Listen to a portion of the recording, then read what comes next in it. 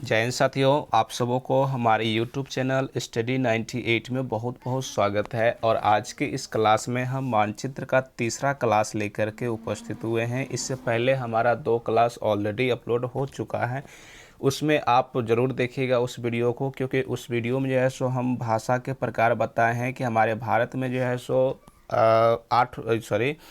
22 प्रकार की जो है सो भाषाएं बोली जाती है, जो अनुसूची 8 में दिया हुआ है। हमारे भारतीय संविधान की अनुसूची 8 में इस भाषाओं के बारे में वर्णन किया गया है। तो इसके बारे में हम पिछली क्लास में बता चुके हैं और आज की क्लास में हम उसके आगे की ओर देखेंगे। इसमें जो है सो हम भारत के 2800 राज्यों के बारे में एक एक राज्यों को उठाते हुए डिटेल में उसकी क्लास को देने वाले हैं। 2800 राज्यों के बारे में और 8 केंद्र शासित प्रदेश जो है उसके बारे में भी बताने वाले हैं।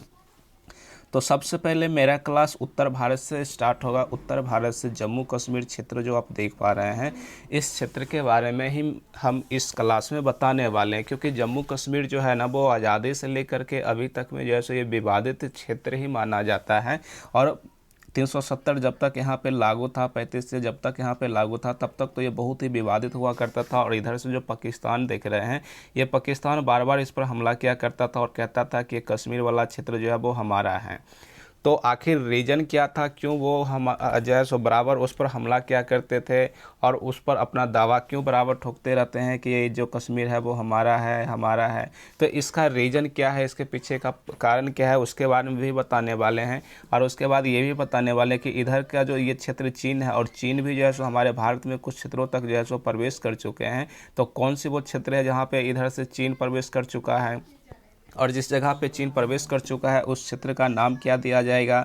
उसके बाद इधर से पाकिस्तान जिस क्षेत्र में कब्जा कर लिए उसका नाम क्या देंगे।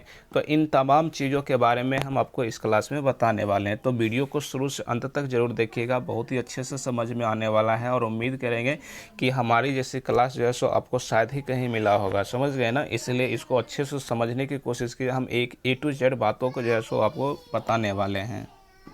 तो चलिए स्टार्ट करते हैं आज की क्लासों को। देखिए यहाँ से समझिए, मानचित्र जो है सो हम आपके लिए लेकर आए हुए हैं। जैसे कि यहाँ पे आप देख पा रहे हैं कि ये जो है सो एक भारत की नक्शा है और ये अखंड भारत की नक्शा है। हालांकि इससे पहले, आज़ादी से पहले अखंड भारत की हम कल्पना करें तो इधर से जो आप देख पा रहे हैं कि ये पाकिस्तान के जो क्षेत्र पड़ जाता है, ये भी पहले किसका हिस्सा हुआ करता था, तो भारत का ही हिस्सा हुआ करता था।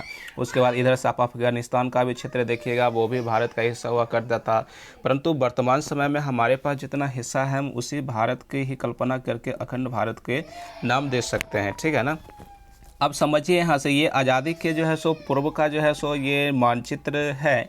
और इसमें भारत पाकिस्तान का क्षेत्र ना दिखाते हुए केवल और भारत के अंतर्गत जितना क्षेत्र है उसके बारे में बता रहा है। जैसे कि यहाँ पर देखिए ऊपर में क्या है, तो जम्मू कश्मीर है। तो ये जम्मू कश्मीर वाला जो क्षेत्र है ये विवादित हुआ करता था। अब इसके विवादित होने के पीछे रीज़न क्या है, उस रीज़न को यहाँ से समझिए पहले सही से।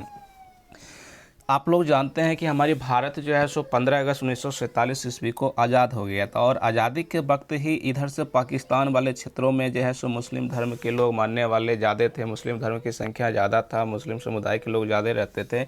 इनका मानना था कि हम आज़ादी के बाद जो है सो हमारा एक अपना अलग देश, स्वतंत्र देश होना चाहिए, जहाँ पर हम लोग अपनी ओर से, अपनी तरफ से जो है सो संविधान लागू करें, हमारे यहाँ प्रधानमंत्री हो, सांसद हो, है ना, पार्लियामेंट हो, इस प्रकार से। तो इसको क्या किया गया कि आज़ादी के वक्त इसको भी अलग कर दिया गया। हालांकि इसके पीछे का रीज़न और भी बहुत सारा है, जो इतिहास टॉपिक में कवर कराया जाएगा। इसमें मानचित्र के अनुसार आप समझिए कि हम कहना क्या चाह रहे हैं।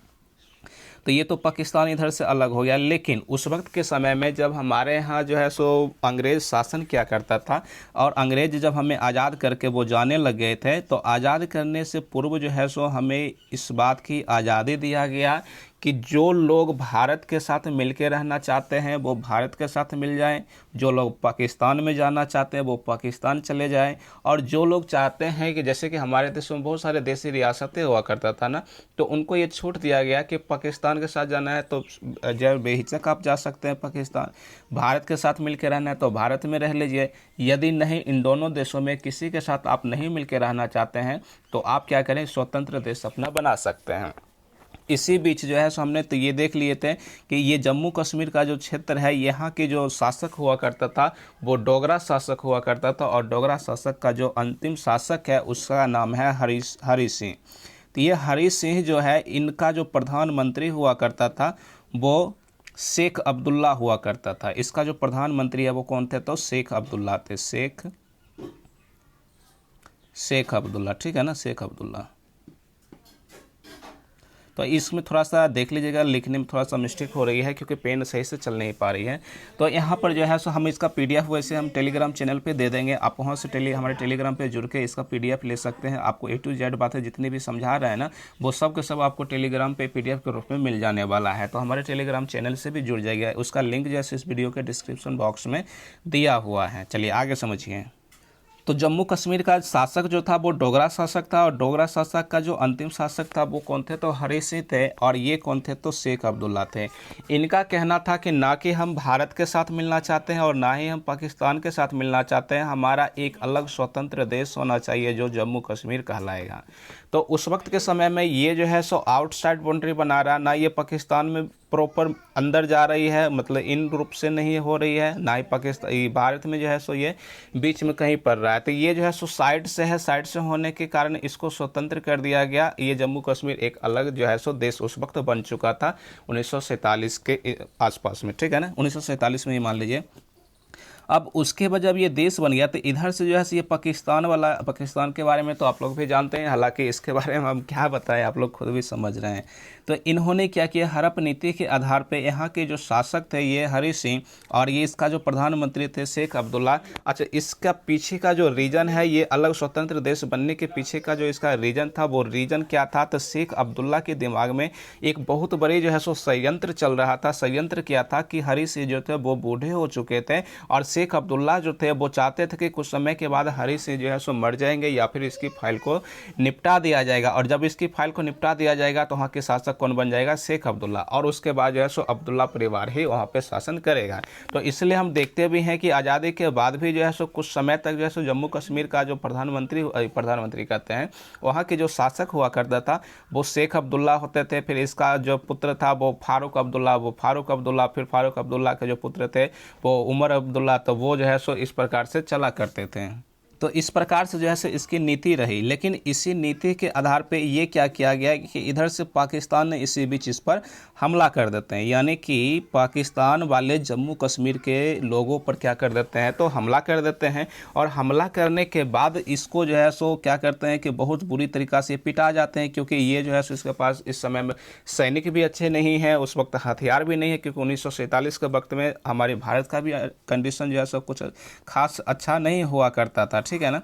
तो इसी समय ये बहुत बड़ी संख्याओं में सेना भेज करके इन क्षेत्रों में क्या किया था, तो अपना दबदबा बना करके यहाँ के लोगों को मार करके और 30% एरिया जो है वो कब्जा लिया था।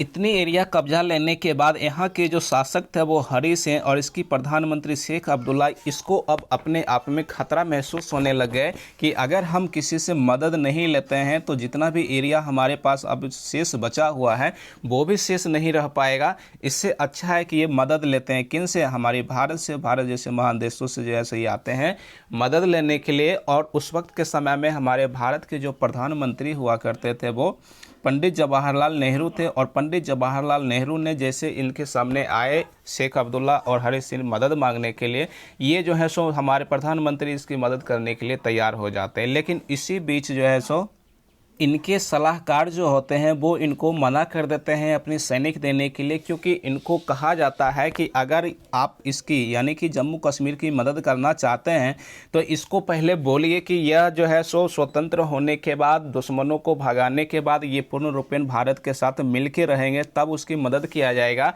मदद करेंगे। अगर ये मिल के नहीं रहना चाहते हैं तो फिर इसको मरने के लिए छोड़ दीजिए, भने मार रहा है इसको छोड़ दीजिए, उसको जिस प्रकार से वो रहना चाहते हैं उसको रहने दीजिए, ठीक है ना। तो इस प्रकार से इसको जो है सो सलाह दिया गया। तब जाकर पंडित जवाहरलाल नेहरू ने इनको जो है सो ऐसे बोलते हैं, शर्त रख लेते हैं कि हम आपकी मदद तो करेंगे, लेकिन आप विलय पत्र पर ये साइन कीजिए कि हमारे भारत के साथ आप मिलकर रहना चाहेंगे, तब हम आपकी मदद करेंगे। तो हरी सिंह और शेख अब्दुल्ला जो हैं वो क्या करते हैं कि इस विलय पत्र पर सिग्नेचर करने के लिए तैयार हो जाते हैं, और विलय पत्र पर सिग्नेचर भी कर देते हैं। जैसे ही सिग्नेचर करते हैं वैसे नेहरू जी जो है सो अपनी सारी सेनाओं को लेकर के यहाँ तक जो है सो प्रवेश कर देते हैं। यानी कि जितने भी इनके पास सेना थे वो बहुत बड़ी मात्रा में जो है सो कहाँ तक हमारी सेना को भेज देते हैं, तो जम्मू कश्मीर के क्षेत्रों में भेज देते हैं। परंतु तब तक के समय में जो है सो वो बहुत सारे क्षेत्रों में जो है सो यानी कि ये जम्मू कश्मीर का जो 30% का हिस्सा है उस पर ये कब्जा कर चुके हुए होते हैं। लेकिन इसके आगे बढ़ने के लिए इनको मना, हमारे भारतीय सैनिकों को मना कर दिया जाता है कि जहां तक आप बॉर्डर फिक्स कर चुके हैं वहीं पे रुक जाइए, क्योंकि इसके आगे बढ़ना थोड़ा खतरा हो सकता है। क्योंकि उस समय की स्थिति में हमारे भारत आज़ाद ही हुआ था और हमारे भारत के पास जो है सो सैनिक बल की संख्या बहुत ही कम हुआ करते थे। इसीलिए जो है सो जहाँ तक वो रोक लिए थे पाकिस्तानी सैनिकों को, वहीं पर जो है सो बॉर्डर बना दिया गया। और वही जो है सो तब से लेकर के 30% के हिस्सा में जो है इधर से पाकिस्तान तो ऑलरेडी घुस चुका है, तो ये 30% हिस्सा जम्मू कश्मीर का पाकिस्तान चला गया है, ठीक है ना। और बाकी का जो क्षेत्र बचा हुआ है ना, पाकिस्तान इसी क्षेत्रों पर बार बार दावा करते रहते हैं कि यह जो एरिया है, दूसरा पेन ले लेते हैं, ये देखिए, हाँ, यह जो एरिया है, बाकी जो बचे हुए क्षेत्र हैं जम्मू कश्मीर का, यह भी कहते हैं कि यह मेरा ही क्षेत्र है। जम्मू कश्मीर जो है मतलब कश्मीर का जो क्षेत्र है वो पाकिस्तान का हिस्सा है। और इसीलिए पाकिस्तान वाले जो है सो बार बार इस पर जो है सो हमला करते रहते हैं, सीज फायर का उल्लंघन करते रहते हैं। और इसीलिए आप आए दिन देखते रहते हैं खबरों में कि यहाँ पर जो है सो बम बारूद गोलीबारी जो है सो बराबर होते रहते हैं। कुछ सैनिक हमारे इधर से भी शहीद होते हैं तो उधर के भी जो है सो सैनिक जो है सो मारे जाते हैं। तो इस प्रकार की जो है सो घटनाएं आप बार बार सुनते भी होंगे। तो इसके पीछे का रीजन जो है वो यही है कि उस वक्त विलय पत्र के द्वारा हरि सिंह जो है भारत के साथ मिल चुके हैं। लेकिन ये पाकिस्तान इस बात को मानने के लिए तैयार नहीं है कि भारत जो है सो सॉरी ये जो कश्मीर जो है वो भारत के साथ मिल चुका है, बल्कि ये हमेशा कहते हैं कि नहीं, भारत जो है जम्मू कश्मीर जो है वो पाकिस्तान का ही हिस्सा है, वो पाकिस्तान के साथ मिलकर रहेगा। इसीलिए ये बार बार इस पर हमला करते रहता है और वो अपने साथ मिलाना चाहते हैं। लेकिन ये संभव ही नहीं हो सकता है, समझ गए ना। तो ये हरि सिंह जो है सो हमारे भारत के साथ मिल चुके हैं, इस बात को आप लोगों को भी समझना है। अब इसके बाद थोड़ा सा पेन चेंज कर लेते हैं, या फिर इसको पहले मिटा लेते हैं। 1 सेकेंड रुक जाइएगा, मिटा लेते हैं फिर बताते हैं। तो आप लोगों ने अब तक जो है इस बात को समझ चुके हैं कि आखिर जम्मू कश्मीर वाला जो क्षेत्र है वो इतने विवादित क्यों हुआ करते थे, जिसके पीछे का जो रीज़न था वो रीज़न हमने आपको बता दिए। परंतु अब हम आपको ये बताने वाले हैं कि इस जम्मू कश्मीर क्षेत्र जो वर्तमान समय में है वो अब के समय में ये इसका जो है सो दिशा बदल चुकी है, इसकी नक्शा जो है वो बदल चुके हैं। तो बदले हुए नक्शा में ये हमारा जम्मू कश्मीर किस प्रकार के देखते हैं वो समझाते हैं अब। लेकिन उससे पहले यहाँ पर देखिए, ये जो 30% का हिस्सा जो है ना वो अभी किसके पास है, तो पाकिस्तान के पास है। और इसी 30% हिस्से को हम लोग क्या कहते हैं, POK के नाम से जानते हैं, जिसका फुल फॉर्म होता है पाक ऑक्युपाइड कश्मीर। इसको POK कहना है, पाक ऑक्युपाइड कश्मीर, ना कि इसको आप लोग पॉक पढ़िएगा तो रॉन्ग हो जाएगा। इसको पाक ऑक्युपाइड कश्मीर ये पढ़ा जाता है, ठीक है। अब देखिए इसका नक्शा की ओर आ जाते हैं कि वर्तमान समय में ये किस प्रकार का जम्मू कश्मीर का नक्शा दिखता है, समझिए इसको। तो ये देख लीजिए, हाँ, इसका देखिए इस प्रकार से जो है सो जम्मू कश्मीर, ये तो पूरे भारत का क्षेत्र है अपना, ये पूरे क्या है, भारत है, भारत का एरिया है। इस भारत के एरिया में जो ऊपर का जो जम्मू कश्मीर वाला जो क्षेत्र है, यही जम्मू कश्मीर का क्षेत्र को नए नक्शे इस रूप से दिया गया है, क्योंकि यहीं से आप देख पा रहे हैं कि इतना जो क्षेत्र है ये POK के क्षेत्र कहलाते हैं। तो POK मतलब इतनी बड़ी क्षेत्र जो है सो हमारा जीत लिया गया था। कौन, पाकिस्तान जो है सो हमसे जीत लिया। लेकिन हमसे नहीं जीता, वो उस वक्त जो है सो हरि सिंह से जीता है, इस बात को समझिएगा। अगर हमसे जीतते, हमसे उसकी लड़ाई होती तो शायद इतनी बड़ी मात्रा में हमारा ज़मीन जो है सो उसके कब्जे में आज नहीं रहता, क्योंकि हमारी जो भारतीय सेना है वो बहुत ही मजबूत है और इनके सामने अच्छे के जो है सो मतलब हवा पास हो जाती है, आप समझ सकते हैं, ठीक है ना। चलिए समझिए अब आगे इसको। तो ये जो है सो इतनी बड़ी क्षेत्र में क्या आ चुका है, पाक ऑक्युपाइड कश्मीर, जिसको हम POK के क्षेत्र कहते हैं। और इधर से देखिए पाकिस्तान वाला क्षेत्र, जबकि हमारे भारत का नक्शा जब भी बनाया जाता है तो वो इसको जो है सो इस क्षेत्रों को अपने साथ मिला करके बनाया जाता है, क्योंकि ये हमारे भारत का ही हिस्सा है। क्योंकि हरि सिंह जो है सो ये ऑलरेडी हमारे साथ विलय पत्र के द्वारा सिग्नेचर करके इस जम्मू कश्मीर को भारत में विलय कर चुके हैं। इसीलिए जो है सो इन पूरे हिस्सों को जो है सो हम अपने भारत का ही हिस्सा मानते हैं, किसी को छोड़ेंगे नहीं। भले ही आज के समय में जो है सो ये इतना क्षेत्र पाकिस्तान के पास है, पाक ऑक्युपाइड कश्मीर कहलाता है, लेकिन आने वाले समय में हमारे पास कुछ ऐसे राजनेता भी होंगे, कुछ ऐसे जो है सो युवा वर्ग भी होंगे, सैनिक होंगे, बहुत सारे तमाम दल होंगे जो इन क्षेत्रों को वापस लाएंगे और यहाँ से जो पाकिस्तान का जो क्षेत्र है उसको यहाँ से भगाएंगे उनके सैनिकों को, ठीक है ना। तो इसीलिए हम इसको बनाते हैं मानचित्र के साथ, इस क्षेत्रों को भी बनाते हैं। लेकिन जब पाकिस्तान वाले जो नक्शा बनाते हैं ना, तो वो अपने साथ इस पूरे एरिया को वो अपने में मिलाते हैं, इस पूरे एरिया को वो अपने में मिलाते हैं। तो कोई बात नहीं, अभी मिलाने दो, वक्त आएगा, वक्त सबका जो है धीरे धीरे बदलता है, तो उसको तो सिखा ही दिया जाएगा कि पंगा लेना कितना नुकसानदायक होता है और कितना भारी पड़ता है, खास करके भारत के साथ पंगा लेना, ठीक है ना। चलिए आगे समझिए। अब इसके बाद यहाँ से समझिए, इसी नक्शे में हम आपको बताने की कोशिश से कर रहे हैं। हालांकि इसका नक्शा बनाते हैं तो फिर से एक दिल जैसी आकृति, रफली आइडिया इस प्रकार से बना देते हैं और इसी में जो है हम बताते हैं कितना क्षेत्र जो है किसका है, पाक ऑक्युपाइड कश्मीर यानी कि POK कहलाता है, ठीक है। नहीं तो इतना एरिया क्या कहलाता है, तो POK कहलाता है। और यह जो है सो कब इसको मिला, तो 1948 में, क्योंकि आज़ादी के जस्ट एक साल बाद ही 1947 में ही जो है सो इस पर हमला किया गया था। और 1948 आते आते जो है सो इन क्षेत्रों पर जो है सो पूरा अधिकार कर लिया जाता है पाकिस्तान की तरफ से। तो ये 1948 के फेज चल रहा है। लेकिन इसी बीच देखिए इधर से भी कुछ क्षेत्र ऐसा है जो क्या कहलाता है, तो ऑक्साई चीन के नाम से जाना जाता है। तो ऑक्साई जो चीन कहलाता है ना, तो इसका 10% हिस्सा, भारत का 10% हिस्सा अभी किसके कब्जे में है, तो भारत का 10, ये वाला क्षेत्र पाक जो है सो किसके पास है, तो चीन के पास अभी वर्तमान समय में, वो भी कब्जा कर रखा है हमारे भारतों पर। तो इतना देखिए, इधर से 40% ये ले लिया, पाकिस्तान में चला गया, सॉरी 30% ये ले लिया, 10% इधर से ले लिया, तो कुल मिलाकर 40% हिस्सा जो है सो हमारे पर कब्जा किया गया है। दूसरे देश के लोग जो है सो कब्जा कर चुके हैं। कौन, इधर से पाकिस्तान और इधर से जो है सो कौन से, तो चीन कब्जा कर रखा है इतने क्षेत्रों पे।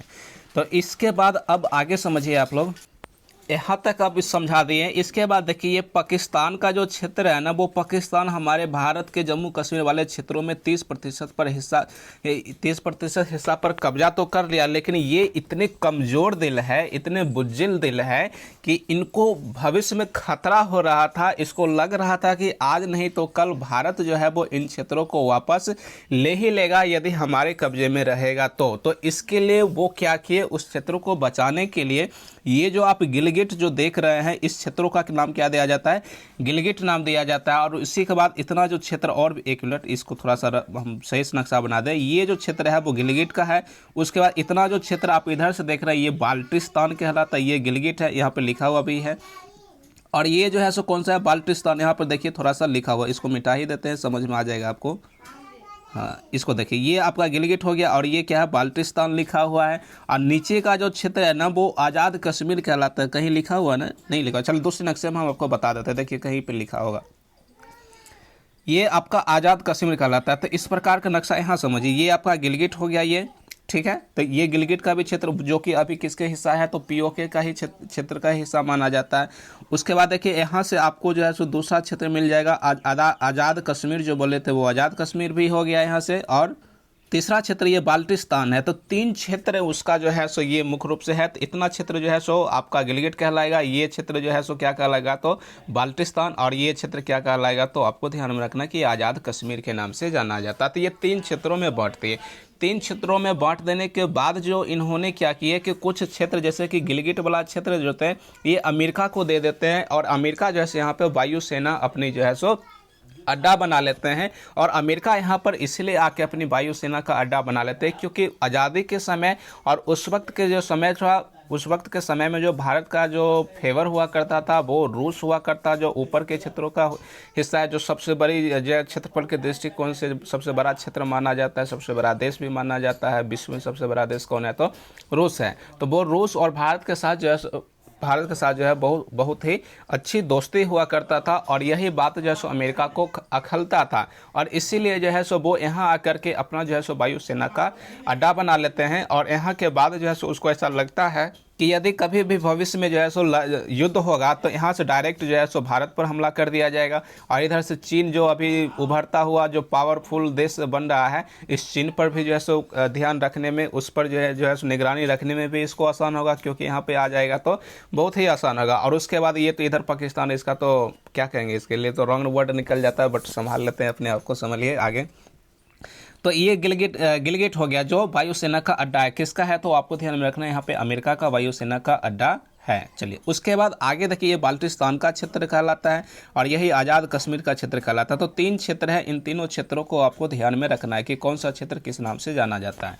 इतना ही नहीं, उसके बाद ये जो आप क्षेत्र देख रहे हैं ना, इतना थोड़ा सा क्षेत्र, ये ऊपर वाला, यह क्षेत्र जो है सो गिफ्ट कर देते हैं किसको, चीन को, क्योंकि इसको लगता है कि अगर हम प्रसाद की तरह सबको बांट देंगे ना तो ये भारत जो है सो कभी भी इस पर कब्जा नहीं कर पाएगा। लेकिन उसको यही तो गलतफहमी है कि भारत शक्तिशाली देश बनने की ओर अग्रसर हो रहा है और एक ना एक दिन जरूर ये वापस लिया ही जाएगा, जरूर लिया जाएगा।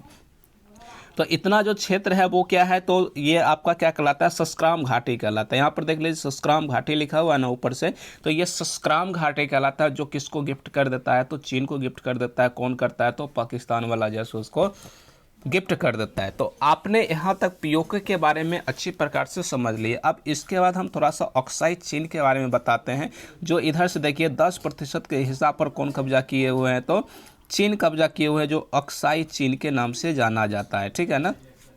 अब इसके पीछे का रीज़न क्या है वो समझिए। यहाँ पर देखिए 1962 ईस्वी में जो है सो भारत और चीन के साथ जो है सो लड़ाई होती है। इससे पहले इधर जो पाकिस्तान के साथ जो लड़ाई हुआ था वो तो देख लेते, जम्मू कश्मीर के साथ 1947-48 के फेज में ही युद्ध हुआ था। लेकिन यहाँ पर जो चीन के साथ और भारत के साथ जो लड़ाई होती है वो 1962 में लड़ाई होती है। और इस वक्त जो है सो हम कह सकते हैं कि हमारे भारत जो है सो उस वक्त हार जाते हैं, क्योंकि हमारे भारत के पास जो है सो नए नए देश आज़ाद भी हुए हैं और इनके पास अच्छी जो है सो उन्नत किस्म का हथियार भी नहीं है और बहुत बड़ी संख्या में सैनिक भी नहीं है, जिसके कारण यहाँ पे इनको हार स्वीकार करना पड़ जाता है। तो इस मानचित्र के द्वारा जो है हम आपको ऑक्साई चीन के बारे में समझा रहे हैं। थोड़ा सही से इसको समझिएगा, ध्यान लगा के इसको सुनिएगा, समझिएगा।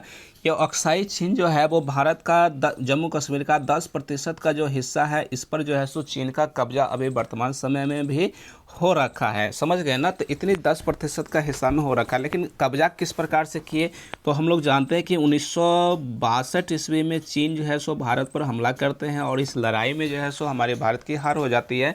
लेकिन चीन इस पर जो है सो हमारे भारत में 10% हिस्से में घुस जाते हैं और घुस जाने के बाद इतना ही पे वो रुक नहीं जाते हैं, क्योंकि इनका नीति ये है कि जब भी कभी ये मामला यूएनओ या फिर जब इसको वापस लेने की बातें चलाई जाती है ना, तो चीन का एक हड़प नीति ये कहता है कि जिसको आपने हड़प चुके हैं, जैसे कि ऑक्साई चीन, इस क्षेत्र को आप हड़प चुके हैं, तो जब भी कभी भी लड़ाई हो इस मुद्दे पे, तो आप इस मुद्दे को साइलेंट रखने के लिए क्या करेंगे, इसके थोड़ा सा और आगे घुस जाइए और इसको उलझा के रखिए इसी मुद्दे पर, इस मुद्दे पर इसको आने ही नहीं दीजिए। मतलब इन क्षेत्रों पर जो है सो वो कब्जा कर लेते हैं दोबारा और इस मुद्दे को जो है सो दबाने की प्रयास करते हैं और इस प्रकार से वो धीरे धीरे हमारे भारत के क्षेत्रों को हड़पते जाते हैं। लेकिन भारत को भी चीन की नीति जो है सो अच्छी प्रकार से समझ में आ चुका है कि आखिर वो कहना क्या चाह रहे हैं और चाह क्या रहे हैं। और इसी बीच जो है सो वो भारत के जो है सो 5 फिंगर बताते हुए कहते हैं कि 5 फिंगर जो है वो मेरा है। अब 5 फिंगर है क्या, उसके बारे में थोड़ा नक्शा के ही माध्यम से हम लोग को बताते हैं। तो चलिए दूसरा फिगर लेके आते हैं। दूसरा फिगर समझिएगा। दूसरा फिगर नहीं है, 1 सेकेंड रुक जाइएगा, आप लोग निकालते हैं खोज के। हाँ यही देखिए, इसी में हम समझा देते हैं, यहाँ से समझ में आ जाएगा आपको।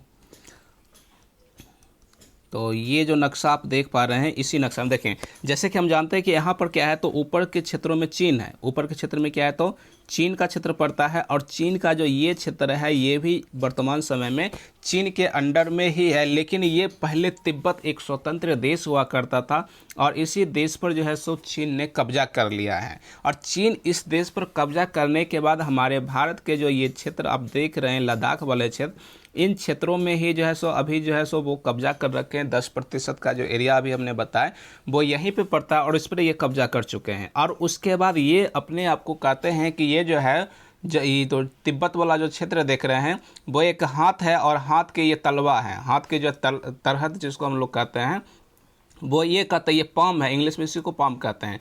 और पाम के जो ये उंगलियां 5 उंगलियां, तो ये आपका लद्दाख वाला क्षेत्र, उसके बाद जो है इधर से जो है सो नेपाल का क्षेत्र और इधर से सिक्किम, इधर से भूटान और इधर से अरुणाचल प्रदेश, इन 5 को कहते हैं कि ये इस हथेली की 5 फिंगरें हैं। अब बताइए, उसकी अपनी पहले ये सोच होना चाहिए कि ये जो तिब्बत का जो एरिया है वो उसका खुद का है, जो ये 5 उंगली 5 फिंगर को कहता है कि वो मेरा है। सोचने वाली बात है ना। तो इसलिए इसकी नीति को समझना होगा आपको कि ये जब भी किसी क्षेत्र पर हमला करके या किसी भी प्रकार से उसको हड़प लेते हैं तो बाद में उस मुद्दे को दबाने के लिए इस मुद्दे पे वो बहस ना करे, इसलिए ये क्या करते हैं, आस पड़ोस के क्षेत्रों को विवादित करके रखते हैं, ताकि जब भी फैसला हो, फैसला सुनाया जाए या ये मुद्दा जो है सो वैश्विक स्तर पर यूएनओ में जाए तो उसको जो है सो इस मुद्दे पर बात करने की मौका ही ना मिले, वो किसी और मुद्दे पर ही बात करते रह जाएं। चीन की इस नीति को हम आपको एक उदाहरण के द्वारा समझाने की कोशिश से कर रहे हैं। समझिए इसमें, जैसे कि मान लेते हैं चीन किसी से 100 रुपया उधार लिया है, ठीक, 100 रुपया क्या कर लिया है, उधार लिया है। या फिर मान लेते हैं जैसे कि इसी में 1000 रुपया उधार ले लिया है किसी से, समझिए 1000 लिया। अब उधार तो ले लिया, लेकिन जिस आदमी से ये 1000 रुपया उधार लिया है वो आदमी जब इससे मांगने के लिए जाएगा, जैसे मान लेते हैं कि ये जो है सो किसी पाकिस्तान से ही ले लिया है, पाक से मान लेते हैं, इसको ले लेते हैं, और ये क्या है तो चीन है। तो चीन का नीति ये है कि इससे 1000 रुपया भी ले लिया है, और फिर जब ये पाकिस्तान वाले चीन से जाएगा पैसा वापस मांगने के लिए कि मेरा 1000 रुपया आपने उधार लिए थे या पैसा लिए थे वो हमें वापस चाहिए, तो चीन वाले कहेंगे कि मेरा 5000 रुपया लाओ, पहले मेरा 5000 रुपया रिटर्न करो, उसके बाद तुम जो 1000 रुपया का जो कहने के लिए आए हो कि हमें वापस करो, कि हम कैसे मान लें कि तुम्हारा हमने 1000 रुपये लिए हैं, मेरा जो 5000 रुपया लिए हो वो हमें वापस करो। अब बताइए, ये बेचारा पाकिस्तान जो है ये तो आश्चर्य करेगा ना कि भाई 1000 रुपया भी दे दिए हैं और वापस मांगने के लिए जाते हैं तो ये उल्टे हमें जो है सो 5000 रुपया मांग रहे हैं, बेवजह में मांग रहे हैं, जबकि ये हमें दिए भी नहीं हैं। तो जब कभी भी इस पर फैसला होगा तो ये 1000 रुपया दबा हुआ ही रह जाएगा और ये 5000 पे आकर के अटका देते हैं और इसी मुद्दे पर जो है सो वो बहस करवा देते हैं। यही चीन की नीति है, यहाँ पर समझना आपको ये पड़ेगा। और इसी प्रकार से अभी आप जैसे कि देख पा रहे हैं कि इन क्षेत्रों में, थोड़ा सा पेन चेंज कर लेते हैं, इसमें रुक जाइएगा। देखिए इन क्षेत्रों में हम जानते हैं कि यही जो है सो ऑक्साई चीन है जो 10% हिस्सा में कब्जा कर चुके हैं। तो ये भारत वापस ना ले ले, वापस ना मांगने लग जाए, इसके लिए जो है सो मुद्दा यूएनओ में ना लेके चले जाए, इसीलिए इसको दबाने के लिए वो 5 फिंगर की नीति को अपनाते हुए कहते हैं कि इधर से इधर का जो क्षेत्र है वो मेरा है, ये कौन, अरुणाचल प्रदेश मेरा है, सिक्किम मेरा है, भूटान मेरा है, इधर नेपाल मेरा है, और इधर से जो है सो ये लद्दाख का भी क्षेत्र कहता है मेरा है। मतलब यही हुआ कि जो ये ले चुका है, कब्जा कर चुका है, ये वापस न ले ले, इसीलिए इस मुद्दे को दबाने के लिए वो क्या करते हैं, इन सारी चीज़ों को कहते हैं कि ये मेरा है, ये हमारा है, ये 5 फिंगर है, ये दिस डैट वगैरह वगैरह ये बोलते रहते हैं।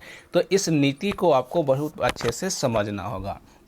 तो इस प्रकार से हमने यहाँ से देख लिए कि चीन किस प्रकार से 10% हिस्सा पर जैसो कब्जा कर रखा है और चीन का नीति क्या बना हुआ है, उस नीति को भी हमने समझा दिए। अब हम स्टार्ट करते हैं कि हमारे भारत के अंतर्गत जो कश्मीर का क्षेत्र है वो कितना प्रतिशत हिस्सा बचा हुआ है उसके बारे में समझते हैं, और उन क्षेत्रों में कौन सी एरिया में कौन सी क्षेत्र कहलाता है, कौन सी एरिया का क्या नाम है, उसके बारे में समझाते हैं। समझिए इसको ध्यान से थोड़ा। अब इस नक्शा को समझिए। इस नक्शे के माध्यम से हम आपको बताएंगे कि हमारे भारत के पास जो क्षेत्र वर्तमान समय में जम्मू कश्मीर का जो एरिया बचा हुआ है उस एरिया के बारे में हम आपको समझाने वाले, क्योंकि इतना ही क्षेत्र जो है सो हमारे भारत के क्षेत्र में अभी वर्तमान समय में उपस्थित है भूमि, जो जम्मू कश्मीर का क्षेत्र कहलाता है। इसी जम्मू कश्मीर के क्षेत्र में जो ऊपर का जो क्षेत्र पहले कहलाता था, ये वाला जो क्षेत्र आप देख पा रहे हैं इतना सा, ये कश्मीर कहलाता था, और उसके बाद यहाँ का ये जो एरिया कहलाता था वो जम्मू कहलाता था, और इधर से जो बच गया वो आपका लद्दाख कहलाता था। लद्दाख की राजधानी लेह है, तो ये कहलाता था, ये आपका लद्दाख हो गया। तो इस प्रकार से नक्शे के माध्यम से समझना है कि ये क्षेत्र कौन कहलाएगा, तो जम्मू कहलाएगा। ऊपर का जो क्षेत्र कहलाएगा वो क्या कहलाएगा, तो ये कश्मीर। और नीचे वाला जो एरिया आप ये देख रहे हैं इतना सा, लेह हालांकि लद्दाख की राजधानी है, तो इसको भी हमने शामिल कर लिया इसमें, ठीक है ना। तो ये जो है सो लद्दाख कहलाता है। लेकिन इसी के साथ आपको ये समझना है कि यहाँ पर जो आप कारगिल देख रहे हैं, कारगिल के युद्ध आप लोगों ने जानते भी होंगे कि एक बार जो है सो हमारे भारत में कारगिल का भी युद्ध हुआ था। जो युद्ध कौन करने वाले थे, तो इधर से पाकिस्तान ही जो है सो इस पर हमला किए थे। उसको भी ये लग रहा था कि चीन जिस प्रकार से इतने में ऑक्साई चीन में हमला कर लिया है और 10% का हिस्सा कब्जा कर रखा है, और इस मुद्दे को दबाने के लिए यहाँ पर जो है सो अंदर और घुस जाते हैं, या फिर अरुणाचल प्रदेश हो गया भूटान हो गया, सिक्किम हो गया, इन मुद्दों पे आकर के अटका देते हैं और इनको भी लगा कि हम भी जो है सो इतने क्षेत्रों में जो है सो जीत ही चुके हैं। अब जो है सो दूसरी नीति क्या करते हैं कि उसको कारगिल में जाकर के युद्ध लड़ेंगे और कारगिल वाले क्षेत्रों में जाकर के विवादित बना करके और उसी मुद्दे पर उलझाए रखेंगे। लेकिन इसको पड़ गया उल्टे भारी। यहाँ पर आया, बहुत अच्छे तरीका से थोड़ा गया, एकदम मुँह कान टेढ़ टार करके जो है सो उसको वापस, बहुत सैनिक तो मारा गया, लेकिन जो बच गया वो सब यहाँ से भाग निकला। बहुत अच्छे प्रकार से जो है सो पाकिस्तान यहाँ पर थोड़ा जाते हैं। तो इस बात को आपको समझना है। चलिए आगे समझिए। इसके बाद इसमें और भी बहुत सारी चीज़ें बताने को अभी बाकी है, लेकिन ये वीडियो थोड़ा लंबी हो रही है। हम चाहते हैं कि इस वीडियो को यहीं पे रोक दिया जाए, क्योंकि इसको खंड बाय खंड करके अगर आपको पढ़िएगा तो वीडियो को देखने में और समझने में सहूलियत होगा। क्योंकि कई बार होता है ना कि बहुत लंबी वीडियो हो जाने के बाद आप देख के पहले ही हरक जाते हैं कि इतनी लंबी वीडियो को कौन देखेगा। इसलिए हम इस वीडियो को यहीं पर स्टॉप करना चाहते हैं और ये इसका दूसरा पार्ट लेकर के आएंगे और उस पार्ट में हम आपको इसी में सिखाएंगे कि इस जम्मू कश्मीर का जो क्षेत्र है, इसी क्षेत्र में हमने आपको बताए थे, एक ज्योग्राफी क्लास लिए तो ज्योग्राफी क्लास में बताए थे कि सबसे ऊपर में एक पर्वत श्रेणी है जिसको काराकोरम पर्वत श्रेणी कहते हैं। फिर लद्दाख श्रेणी, जास्कर श्रेणी, पीर पंजाल श्रेणी, पर्वतों की श्रेणियों के बारे में बताने वाले। इसके बाद इसकी ऊंची चोटियों के बारे में बताने वाले हैं। साथ ही साथ इसमें हम दर्रा के बारे में भी बताने वाले हैं कि बनिहाल दर्रा किधर है, जोजिला दर्रा, बुर्जिला दर्रा, इन सारे दर्रा के बारे में बताने वाले हैं। तो अगला क्लास जो है सो आपको बहुत ही अच्छे समझ में आने वाला है, क्योंकि वहीं से जो है सो आपका क्वेश्चन जो है सो बोर्ड एग्जाम या फिर जो है सो आप कह सकते हैं जो भी एग्ज़ाम दिया जाए आप लोग देंगे, आपसे लिया जाएगा कंपटीशन एग्जाम में, वो सारा क्वेश्चन यहाँ से देखने को मिलेगा। इसका PDF जो है सो वो आपको हमारे यूट्यूब चैनल के डिस्क्रिप्शन बॉक्स में लिंक दिया हुआ है टेलीग्राम का, उस पर जा कर के आप ज्वाइन हो जाइए और वहाँ से जो है सो आप PDF डाउनलोड करके समझ सकते हैं। इसका जो भी क्वेश्चन बन रहा है वो क्वेश्चन जैसे जम्मू कश्मीर का पूरा कंप्लीटली रूप से पढ़ा देंगे, समझा देंगे, उसके बाद जो है सो हम आपको क्वेश्चन आंसर भी करवाने वाले हैं इसी में। जैसे कि आप देख सकते हैं कि हम इसी में आपसे एक क्वेश्चन पूछें, एक क्वेश्चन अगर हम कहना चाहें कि मतलब क्वेश्चन कहेंगे कौन दो अनुच्छेद जम्मू कश्मीर से संबंधित है, तो अनुच्छेद अभी जैसे हमने आपको बताए हैं कि 370 जो है, इसी में जो है सो फारूक अब्दुल्ला के द्वारा नीति बनाया गया कि भारत का संविधान जो है सो जम्मू कश्मीर पर लागू नहीं होगा। और उसके बाद जो है सो 35A के बारे में भी आप लोग जानते हैं। तो ये दो अनुच्छेद ऐसे हैं जो जम्मू कश्मीर के क्षेत्रों में उस वक्त लागू नहीं हुआ करता था, लेकिन मोदी सरकार जब आए हैं तो ये जो है सो इसका 370 और 35A को खात्मा कर चुके हैं, समाप्त कर चुके हैं। तो इन सारी चीज़ों के बारे में आपको देखने वाला। उसके बाद देखिए अगला क्वेश्चन इस प्रकार से, और भी एक क्वेश्चन और बताते हैं, जैसे POK के जब कश्मीर का कितना प्रतिशत हिस्सा है, POK जो कहलाता है, ये वाला जो POK बताया था ना, पाक ऑक्युपाइड कश्मीर, वो कश्मीर का कितना प्रतिशत का हिस्सा है, तो हमने क्या बताया 30% का हिसाब में कब्जा कर रखे हैं ना। तो ये आंसर इसका क्या हो जाएगा, 30% हो जाएगा। उसके बाद POK की राजधानी कहाँ था, देखिए इसका POK की राजधानी जो है वो मुजफ्फराबाद, यहाँ पर देखिए आपको दिख रहा होगा शायद, ये मुजफ्फराबाद। POK जो इतना बड़ा क्षेत्र है ना, इन क्षेत्रों का जो राजधानी है वो कहाँ है, तो मुजफ्फराबाद पड़ता है ये वाला क्षेत्रों में। तो इन बातों को भी आपको समझना है और इन सारी चीज़ों को अगले वीडियो में जो है सो हम और भी अच्छी प्रकार से डिटेल में हर चीज़ों को बताने वाला। आज के क्लास में तो हम आपको केवल इतना ही बताएं कि इधर से जो है सो पाक ऑक्युपाइड कश्मीर कहलाता है और इधर का जो क्षेत्र है वो ऑक्साई चीन कहलाता है, और किस प्रकार से ये दोनों देश जो है सो हमारे ऊपर कब्जा कर लिए हैं, इस मुद्दों पर जो है सो हम बातें किए हैं। तो उम्मीद करता हूं कि हमारी वीडियो आपको पसंद आया होगा। अगर हमारे वीडियो पसंद आता है तो एक लाइक ज़रूर कर लीजिएगा। हमारे चैनल पे नए आए हैं तो सब्सक्राइब भी कर लीजिएगा, क्योंकि पर डे जो है सो आपको इसी प्रकार का वीडियो हमेशा मिलता रहेगा और हमारे चैनल से आप बहुत अच्छे से पढ़ाई कर सकते हैं। आप अपनी पढ़ाई की लेवल को ऊँचे स्तर पर बढ़ा सकते हैं। चलिए, हमारी वीडियो को यहाँ तक देखने के लिए आप लोगों को बहुत बहुत धन्यवाद।